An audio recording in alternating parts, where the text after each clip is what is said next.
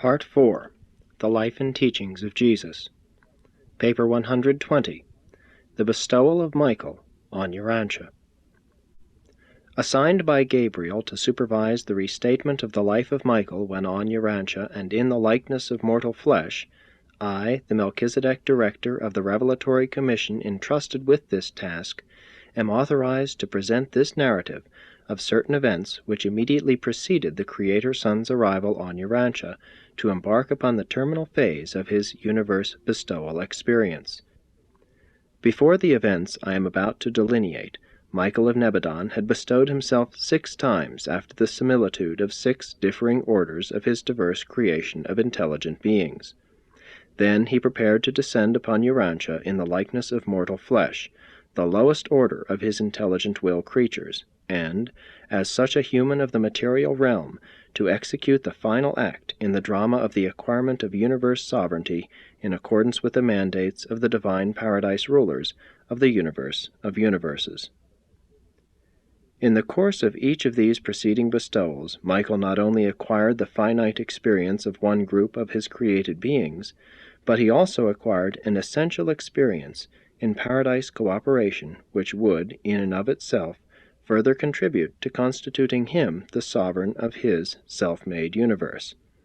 At any moment throughout all past local universe time, Michael could have asserted personal sovereignty as a Creator Son, and as a Creator Son could have ruled his universe after the manner of his own choosing.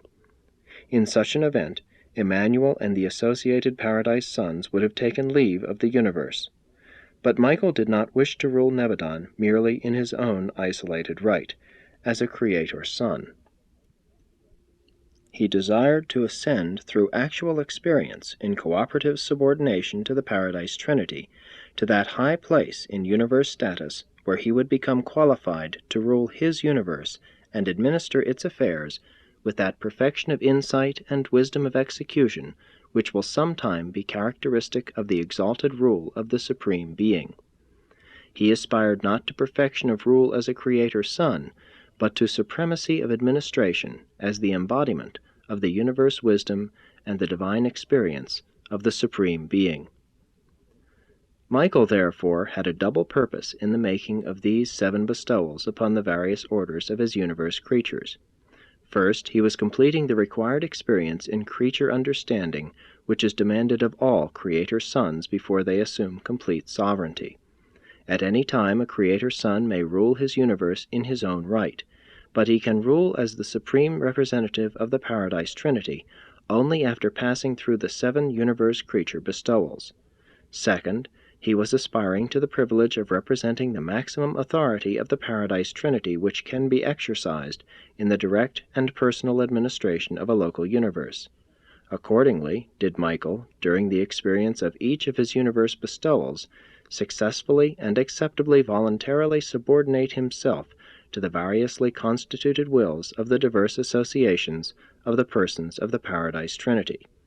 That is, on the first bestowal he was subject to the combined will of the Father, Son, and Spirit; on the second bestowal to the will of the Father and the Son; on the third bestowal to the will of the Father and the Spirit; on the fourth bestowal to the will of the Son and the Spirit; on the fifth bestowal to the will of the Infinite Spirit; on the sixth bestowal to the will of the Eternal Son; and during the 7th and final bestowal, on Urantia, to the will of the Universal Father. Michael, therefore, combines in his personal sovereignty the divine will of the 7-fold phases of the universal creators with the understanding experience of his local universe creatures. Thus has his administration become representative of the greatest possible power and authority, although divested of all arbitrary assumptions. His power is unlimited, since it is derived from experienced association with the paradise deities. His authority is unquestioned, inasmuch as it was acquired through actual experience in the likeness of universe creatures. His sovereignty is supreme, since it embodies at one and the same time the 7-fold viewpoint of paradise deity with the creature viewpoint of time and space. Having determined the time of his final bestowal, and having selected the planet whereon this extraordinary event would take place, Michael held the usual pre-bestowal conference with Gabriel, and then presented himself before his elder brother and paradise counselor, Emmanuel. All powers of universe administration which had not previously been conferred upon Gabriel, Michael now assigned to the custody of Emmanuel.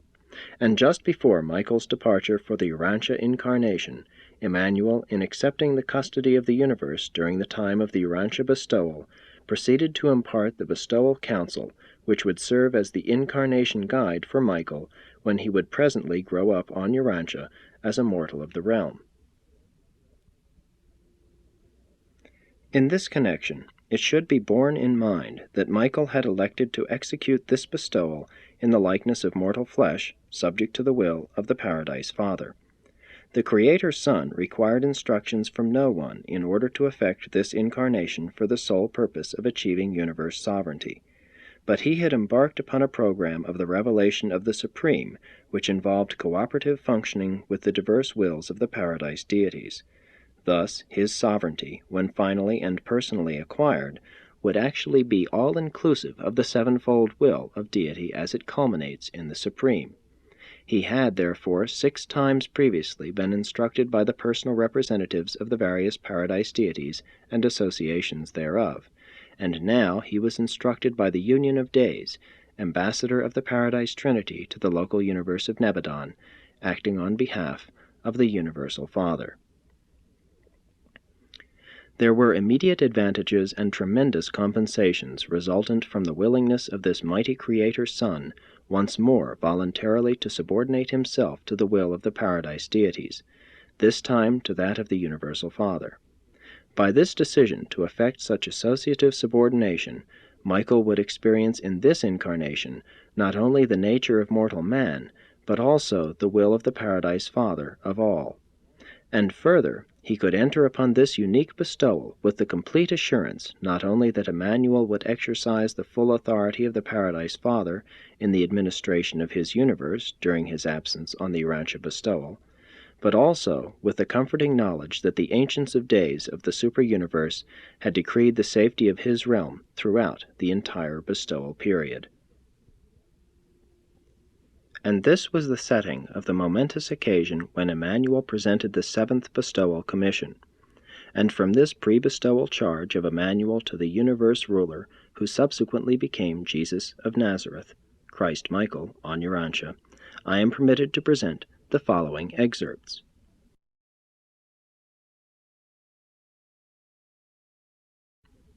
(1) The 7th Bestowal Commission.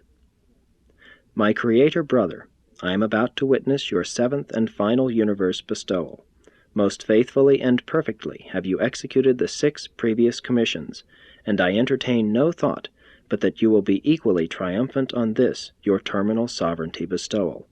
Heretofore you have appeared on your bestowal spheres as a fully developed being of the order of your choosing.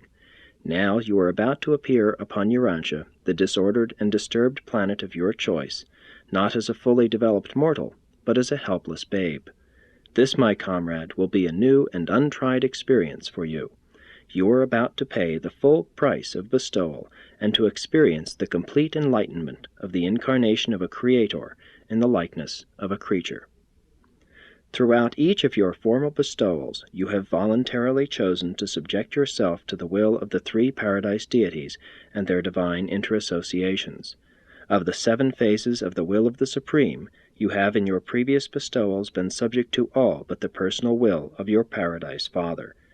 Now that you have elected to be wholly subject to your Father's will throughout your 7th bestowal, I, as the personal representative of our Father, assume the unqualified jurisdiction of your universe for the time of your incarnation. In entering upon the Urantia bestowal, you have voluntarily divested yourself of all extraplanetary support and special assistance, such as might be rendered by any creature of your own creation. As your created sons of Nebadon are wholly dependent upon you for safe conduct throughout their universe careers, so now must you become wholly and unreservedly dependent upon your Paradise Father for safe conduct throughout the unrevealed vicissitudes of your ensuing mortal career. And when you shall have finished this bestowal experience, You will know in very truth the full meaning and the rich significance of that faith trust which you so unvaryingly require of all your creatures to master as a part of their intimate relationship with you as their local universe creator and father. Throughout your Urantia bestowal, you need be concerned with but one thing, the unbroken communion between you and your Paradise Father, and it will be by the perfection of such a relationship that the world of your bestowal, even all the universe of your creation, will behold a new and more understandable revelation of your Father and my Father, the universal Father of all. Your concern, therefore, has only to do with your personal life on Urantia.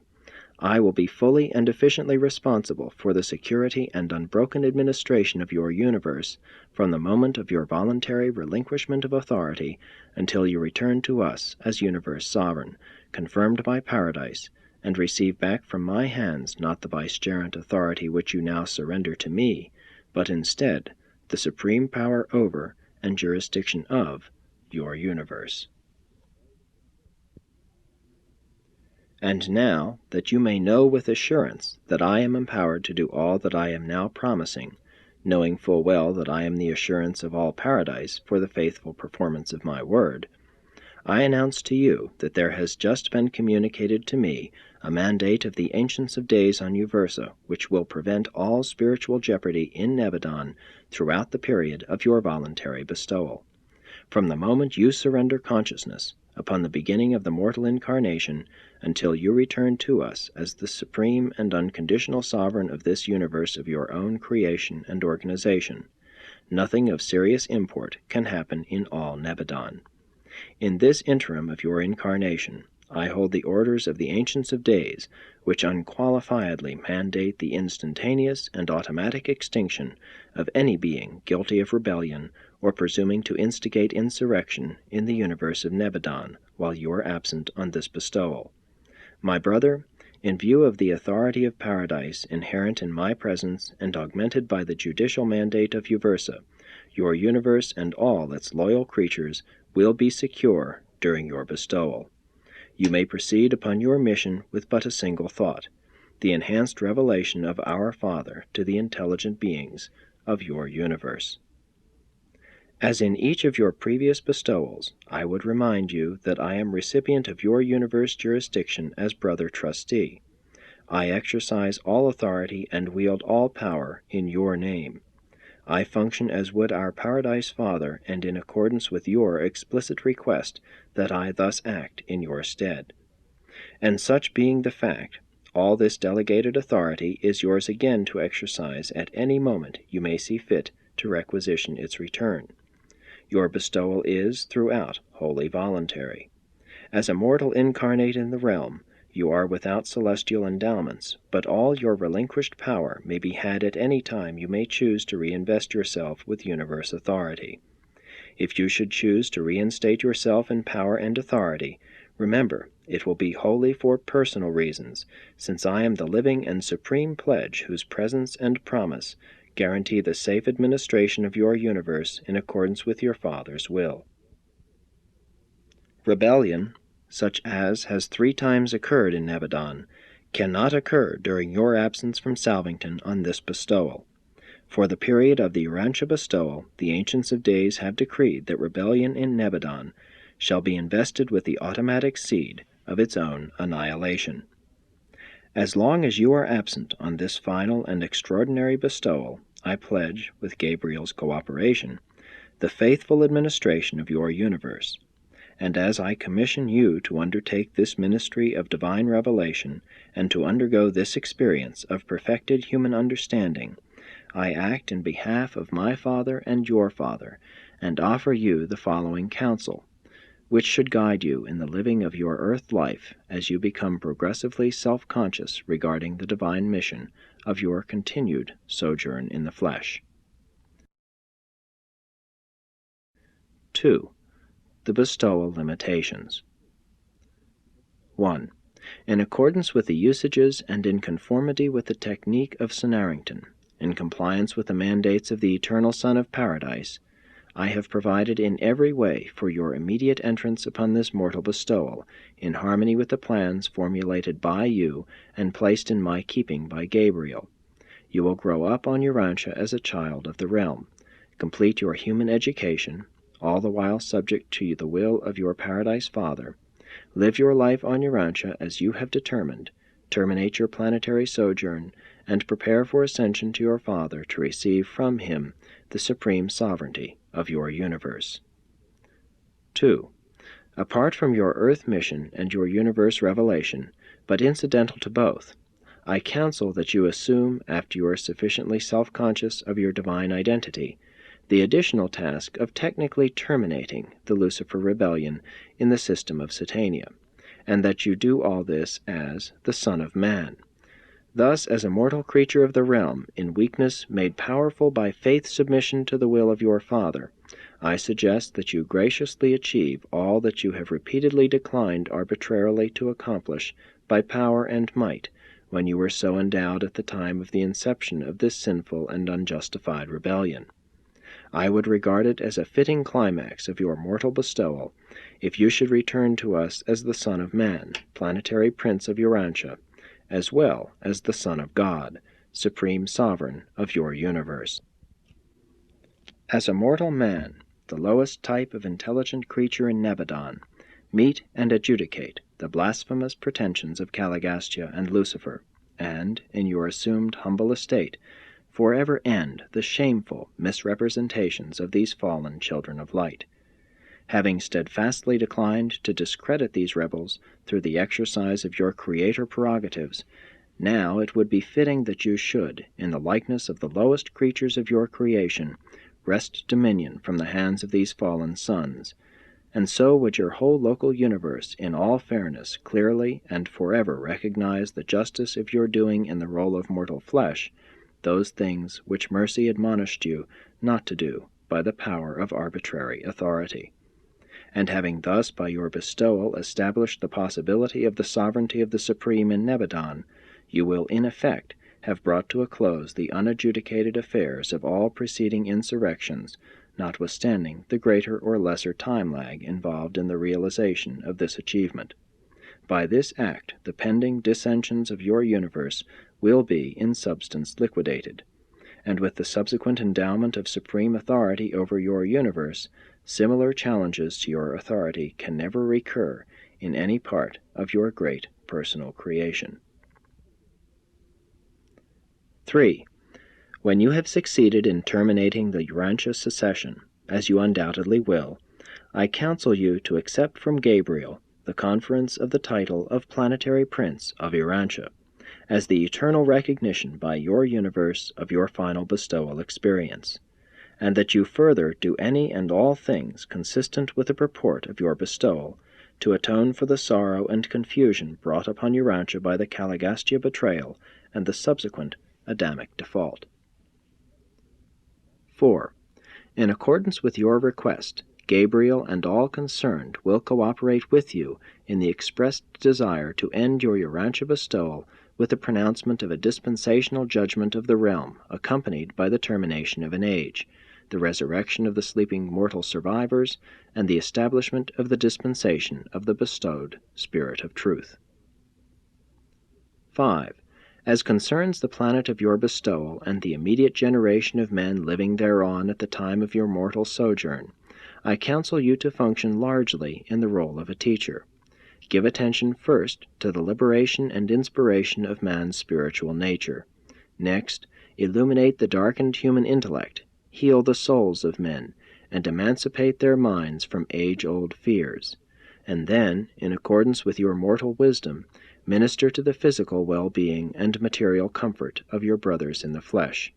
Live the ideal religious life for the inspiration and edification of all your universe. 6. On the planet of your bestowal, set rebellion-segregated men spiritually free. On Urantia, make a further contribution to the sovereignty of the Supreme, thus extending the establishment of this sovereignty throughout the broad domains of your personal creation.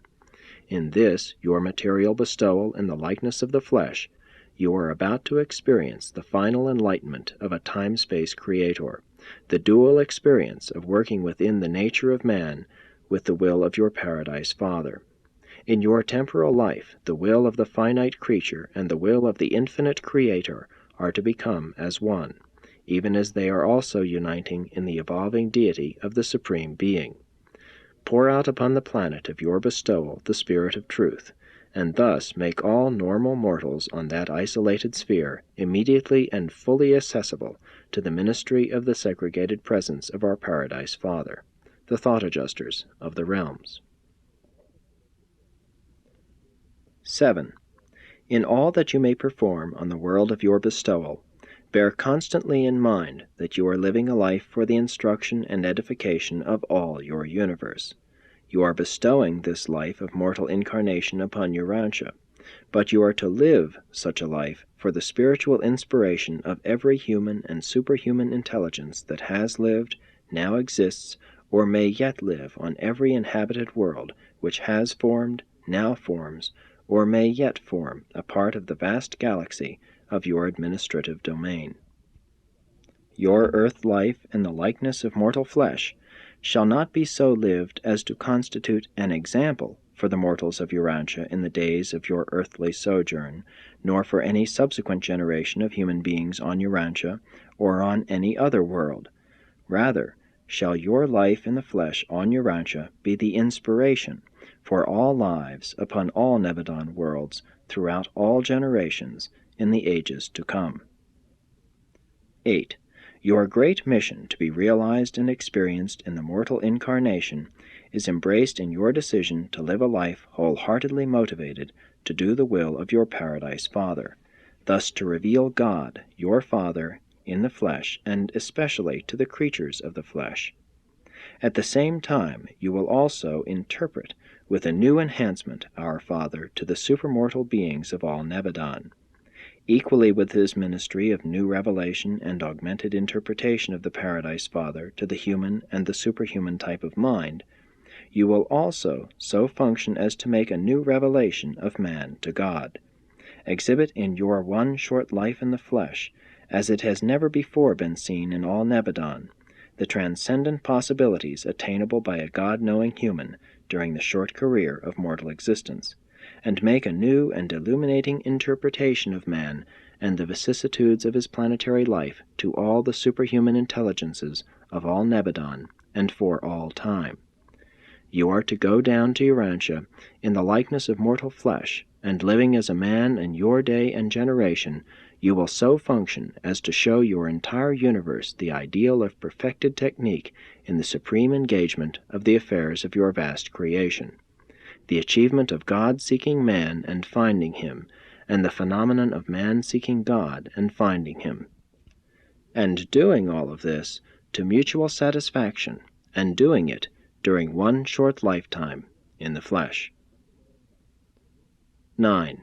I caution you ever to bear in mind that, while in fact you are to become an ordinary human of the realm, in potential you will remain a Creator Son of the Paradise Father. Throughout this incarnation, although you will live and act as a Son of Man, the creative attributes of your personal divinity will follow you from Salvington to Urantia. It will ever be within your power of will to terminate the incarnation at any moment subsequent to the arrival of your thought adjuster. Prior to the arrival and reception of the adjuster, I will vouch for your personality integrity. But subsequent to the arrival of your adjuster, and concomitant with your progressive recognition of the nature and import of your bestowal mission, you should refrain from the formulation of any superhuman will to attainment, achievement, or power, in view of the fact that your creator prerogatives will remain associated with your mortal personality because of the inseparability of these attributes from your personal presence. But no superhuman repercussions will attend your earthly career apart from the will of the Paradise Father, unless you should, by an act of conscious and deliberate will, make an undivided decision which would terminate in whole personality choice. 3. Further counsel and advice. And now, my brother, in taking leave of you as you prepare to depart for Urantia, and after counseling you regarding the general conduct of your bestowal, allow me to present certain advices that have been arrived at in consultation with Gabriel, and which concern minor phases of your mortal life. We further suggest 1.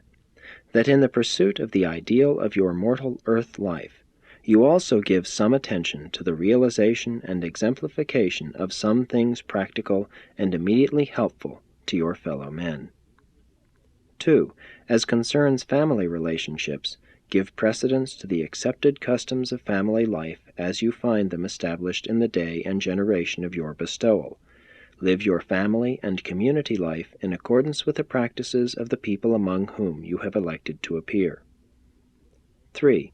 In your relations to the social order, we advise that you confine your efforts largely to spiritual regeneration and intellectual emancipation. Avoid all entanglements with the economic structure and the political commitments of your day. More especially, devote yourself to living the ideal religious life on Urantia. 4. Under no circumstances, and not even in the least detail, should you interfere with the normal and orderly progressive evolution of the Urantia races. But this prohibition must not be interpreted as limiting your efforts to leave behind you on Urantia an enduring and improved system of positive religious ethics. As a dispensational son, you are granted certain privileges pertaining to the advancement of the spiritual and religious status of the world peoples. 5. As you may see fit, you are to identify yourself with existing religious and spiritual movements as they may be found on Urantia, but in every possible manner seek to avoid the formal establishment of an organized cult, a crystallized religion, or a segregated ethical grouping of mortal beings. Your life and teachings are to become the common heritage of all religions and all peoples. 6. To the end that you may not unnecessarily contribute to the creation of subsequent stereotyped systems of Urantia religious beliefs, or other types of non-progressive religious loyalties, we advise you still further. Leave no writings behind you on the planet. Refrain from all writing upon permanent materials. Enjoin your associates to make no images or other likenesses of yourself in the flesh. See that nothing potentially idolatrous is left on the planet at the time of your departure. 7. While you will live the normal and average social life of the planet, being a normal individual of the male sex, you will probably not enter the marriage relation, which relation would be wholly honorable and consistent with your bestowal. But I must remind you that one of the incarnation mandates of Senarrington forbids the leaving of human offspring behind on any planet by a bestowal son of paradise origin. 8. In all other details of your oncoming bestowal, we would commit you to the leading of your indwelling adjuster, the teaching of the ever-present divine spirit of human guidance, and the reasoned judgment of your expanding human mind of hereditary endowment. Such an association of creature and creator attributes will enable you to live for us the perfect life of man on the planetary spheres, not necessarily perfect as regarded by any one man in any one generation on any one world, much less on Urantia, but wholly and supremely replete as evaluated on the more highly perfected and perfecting worlds of your far-flung universe. And now may your Father and my Father, who has ever sustained us in all past performances, guide and sustain you, and be with you from the moment you leave us and achieve the surrender of your consciousness of personality, throughout your gradual return to recognition of your divine identity incarnate in human form, and then on through the whole of your bestowal experience on Urantia until your deliverance from the flesh and your ascension to our Father's right hand of sovereignty. When I shall again see you on Salvington, we shall welcome your return to us as the supreme and unconditional sovereign of this universe of your own making, serving, and completed understanding. In your stead, I now reign. I assume jurisdiction of all Nebadon as acting sovereign during the interim of your seventh and mortal bestowal on Urantia. And to you, Gabriel, I commit the safekeeping of the Son of Man, about to be, until he shall presently and in power and glory be returned to me as the Son of Man and the Son of God. And Gabriel, I am your sovereign until Michael thus returns. Then, immediately in the presence of all Salvington assembled, Michael removed himself from our midst, and we saw him no more in his accustomed place until his return as the supreme and personal ruler of the universe, subsequent to the completion of his bestowal career on Urantia.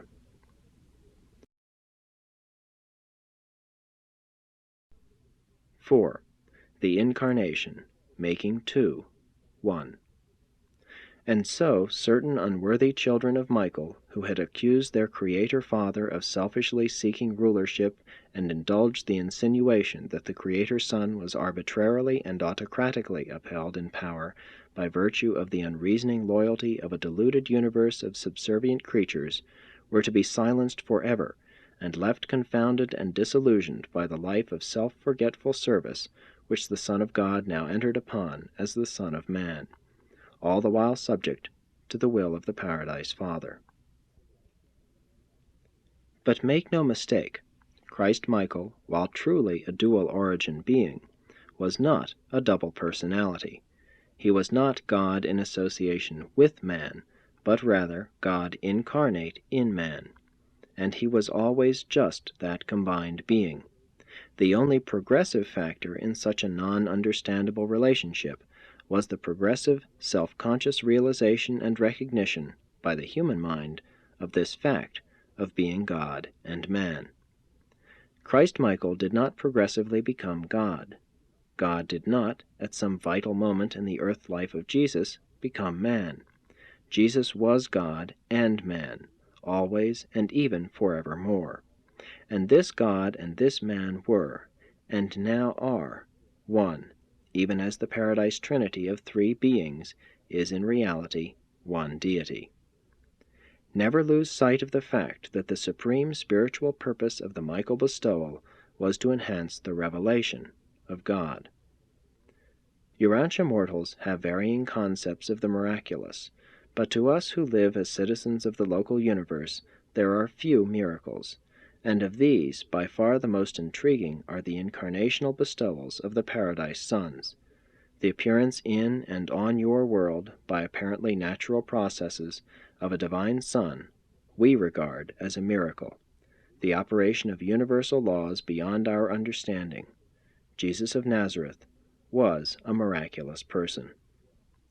In and through all this extraordinary experience, God the Father chose to manifest himself as he always does, in the usual way, in the normal, natural, and dependable way of divine acting.